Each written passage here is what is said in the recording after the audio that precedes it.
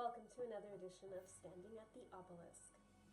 There was some sad news this week. The prelate of Opus Dei, Monsignor Javier Echevarria, passed away at the age of 84. He had been suffering from a lung infection and died as a result of complications from that infection. Now, what happens next is that the auxiliary vicar of Opus Dei, the auxiliary prelate, takes over the day-to-day running of the prelature, and within 3 months he has to call a congress to elect a new prelate.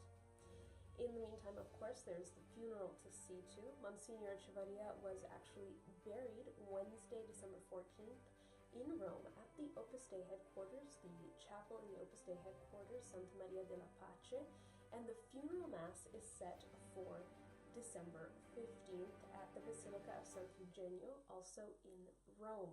Now that will also be live streamed on the Opus Dei website, so anybody who would like to follow that can watch on the Opus Dei website, opusdei.org/live. Pope Francis sent a telegram of condolence to the auxiliary vicar of Opus Dei, Monsignor Fernando Bragna, saying that he thanks God for the example given by Monsignor Echevarria. Also, at the Vatican, Pope Francis appointed 2 new undersecretaries for the dicastery for the promotion of integral human development. Now, you might remember this is one of those new dicasteries that Pope Francis and the Council of Cardinals created as they continue with their reform of the Roman Curia. And they're notable names because they're both experts in migration and human rights. Who are they? Well, one is Jesuit Father Michael Sersney. That name might be familiar to anyone who's had contact with Jesuits in Canada or in Toronto. At one point, Father Sersney actually was the vice rector of the Central American University in San Salvador, actually right after the horrible massacre of the Jesuits at that university. He was brought in to take over. He also ran the Center for Human Rights at that university and has been a consultor for the Pontifical Council for Justice and Peace. Now, the second undersecretary is a Scalabrini father, Father Fabio Baggio. North Americans aren't too familiar with Scalabrini priests because they're not very present in North America. They are a mission congregation. Father Baggio has served as the director of the Scalabrini Migration Center in Manila.